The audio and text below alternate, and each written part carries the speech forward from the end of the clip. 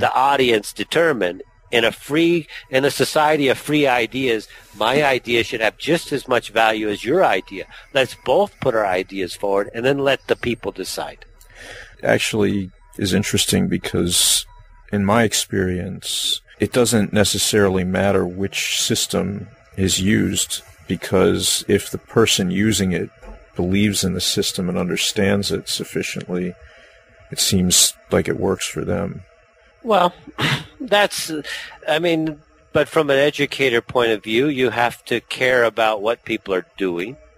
You don't want to do so to the point where you become overbearing, but you have to put together your case. And if you believe that something isn't being done right, well, you should at least share why. Share why, and then let them make their own decision. And that's what the Illuminatus Observer does, really. If you read it, we're sharing why this system is from a rational, because Qabalah is really an intellectual study. It's an intellectual study, and coming to this, trans-dimensional awareness, or really a trans-dimensional awareness through our craft. I just believe, I show it. I don't believe it. I show how English can really be a beneficial study. And it's for most of us, it's our common language. It's our common letters. We have grown up with it since we were children. So therefore, it's easier for us to be able to with the vibration of the language, feel if it's right or feel if it's wrong, because it's part of our DNA, basically. Our brains are programmed with this language. Well, there I think you just made a crucial point, because the things you point out obviously exist, or you wouldn't be able to do so in terms of English and the codes.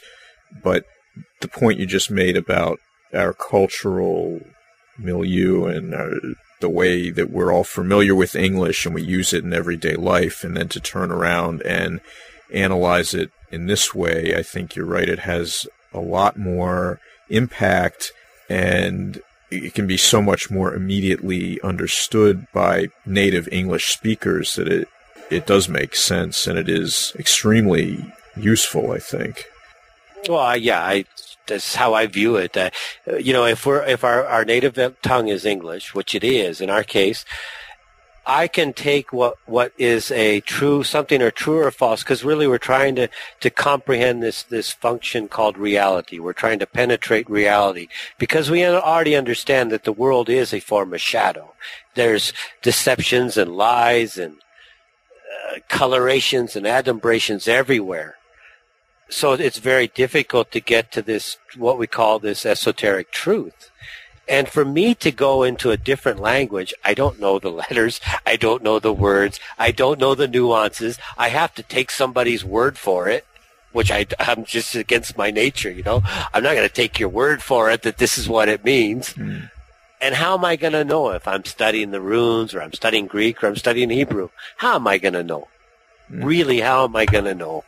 Because I have to take their word for it. It's not part of my DNA. It's not part of my upbringing. Mm-hmm. But if I use English, it's easy for me to understand whether this is a truth or if it's not, because it carries a vibration with it. The vibration brings a harmonic level to the, you have this harmonic value in it. You can feel the energy when you work with this stuff. Now, with the ancient languages, with Hebrew or Greek or what have you, it seemed like the esoteric facet, if you will, of the language was preserved in some text or some school somewhere, whereas in English, it may be preserved somewhere, but until I had seen your website, all I could do was make some guesses at something I believed to be the case. Mm-hmm. Mm-hmm. I'm just curious, do you think the things that you've found, have they been preserved somewhere else? We hold these truths to be self-evident. I'm sure you've heard that phrase. Mm-hmm. In the, I don't know where, it's the Declaration of Independence or one of those documents, but we hold these truths to be self-evident. Mm-hmm. The self-evidency of the language is its own truth. It's already preserved. It's self-evident. It's already preserved. Just hiding in plain sight, waiting for... It's hiding in... Yeah, it's hiding. Now, I challenge everybody. Go ahead, change my formula. You tell me sun does not equal 365. Show me how. Break it. Break this self-evident truth. You cannot do it. You cannot break the self-evident truths. And once you build enough of these self-evident truths, now this truth, which was embedded in the language, becomes like this shining light. You can't move people off of it. Because once you see it, like any illusion, you see it. Any optical illusion is broken once you see through the illusion. Correct me if I'm wrong. My understanding is that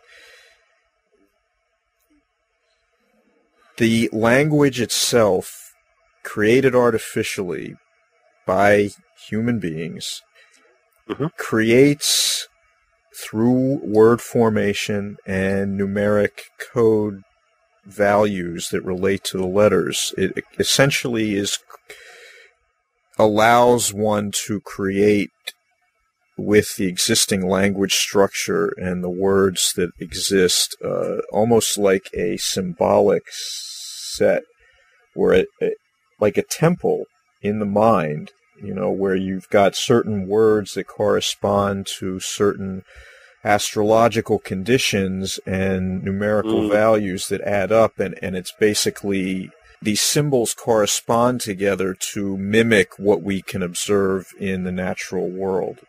Yes. Yeah, what you're referring to is what we call the pi proportion, specifically. Now, what the pi proportion is it basically takes astronomical constants, and the Freemasons talk about this, especially Higgins. I think it's Godfrey or Frank Higgins. I believe Frank Higgins in Mystic Masonry. He speaks about this, and he basically says we can recreate this really divine system. Well, if they're telling you they can recreate, they're saying they're manufacturing something, because how else do you recreate something? And so this pi proportion, what it does really is they've crafted certain words that demonstrate what we call the pi proportion. Now, what is the pi proportion?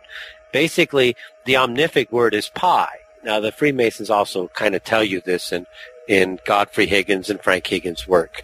Now, if we take any astrological symbol, okay, not any astrological symbol, but let's take what we call synodic orbits. If we take the synodic orbit of Venus, the orbit is 225 days.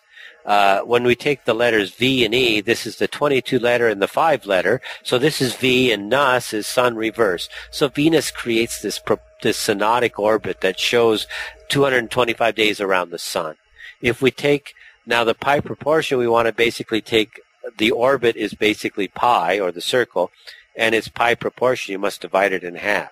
So if we take the diameter of the Earth's wobble, which is 25,920 years, and then divide it in half, it's going to be 12,960 years. And then we just attach letters back to it. It's the letters L-I-F, and that since E has a right to remain silent, because E is the 5th letter, and 1 plus 2 plus 3 plus 4 plus 5 is 15, and 15 is the O letter. So therefore, 12,960 years. 12,960 years is basically a code for life.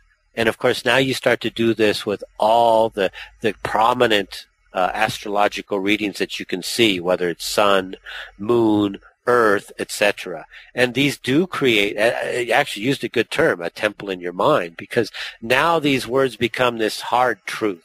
How are you going to move these truths away from you? And if people start to use these words in ways that are not linked back to this core truth, which is letters, numbers, sounds, then you can start to see the absurdity of the philosophies that they're bringing with them. And that's what this system does, is it allows you to penetrate a core truth, and then the ancillary philosophies that'll come at you over time in your life that are feeding off of this core truth, well, they're going to have measures and degrees of absurdity in them. And that's part of what the benefits are to this. And what was planned for it was to enable people to avoid being misled into these false teachings that would create these totalitarian systems like the Inquisition, which preceded this rise in these various secret societies that created English. Do you think these ideas are becoming more widely accepted I mean, even in the occult community, these type of things are not really widely accepted as far as I can tell. Well, they are becoming more widely accepted, though. Yes, absolutely. Yeah. Okay. And one way we can see is just look at the Illuminatus Observer. Look at its numbers. If the concept isn't working, if it's not going to fit, obviously the idea is going to die. But it's not dying. It's growing. It grows quarter on quarter, year after year. We're seeing more and more works being done by people that are 20, 30, not 20, but people in their 20s and their 30s are taking this work, making it their own, and expanding on it. So it's growing. It's seeing a lot of acceptance, and people understand now that the traditional occult systems are just as co-opted and corrupted as the political systems, the media systems. Mm-hmm. In other words, this corruption that we see on the planet, it extends into the world of the occult. Mm-hmm. And people now are looking for, just as our generation, we're always looking for something that allows us to penetrate this idea called reality, but you can't get it in these occult systems. So the Illuminatus Observer is really the only place where you're going to get something that's in your own language. It's based on your language, meaning the English, of course. But English is a 690 million person strong language. It reaches a lot of people. A lot of cultures can use this language. And the language is such that it allows all of us to communicate. And, of course, that's a very good thing if we can all communicate. This is like returning the Tower of Babel. We can all talk again. We can all communicate again. So, to me, any Kabbalistic study should be done on a language that benefits everybody. And English allows because it's open to everybody. It's open to everybody. It's not like I have to give $10 million to some Noahide sect, right, in return for my benefit. Now, with New Aeon English Kabbalah that Crowley received but didn't necessarily promulgate himself, mm-hmm. and then you have Hebrew, of course, which, again, we get lost in the mists of time, but the general gist of it is that a lot of these systems were received knowledge, somehow channeled from elsewhere, not rational human consciousness of the everyday variety. What's your opinion about English? Is this something that's wholly created from the minds of men, or is this some sort of divinely or elsewhere inspired system? I honestly believe it's a divinely inspired system because I know the people behind it. They were using astral projection techniques. They were using various techniques that all these other systems might claim to use, but I know they were using it. I believe it will go back to Thoth, the Egyptian god Thoth. Mm-hmm. And the reason why I say it goes back to Thoth is because in Thoth we have the word thought. And of course that's this intellectual, raising yourself through an intellectual study of your environment, your surroundings, your essence, your being. Yeah, that raises an interesting idea because as far as I can tell from my own meager studies, I don't think I've encountered a single culture that claims that they invented their own language. They all claim to have received it from a higher consciousness or another being. Mm-hmm. So this would very much align with that type of idea. And to be honest with you, when I look at some of the things that you point out with these codes, it seems outrageous to me that it was like a natural evolution, like randomly happened. Well, yeah, I kind of laugh with the randomness. You say, if you really think this is random, okay. How much did you study secret societies and their influence on the language? Mm-hmm. Is this a part of your linguistic study? Yes or no? No? So really, you've never done a full comprehensive study of this language, have you? Mm. And yet you want to impose or enforce your academic view upon someone like myself. Look, those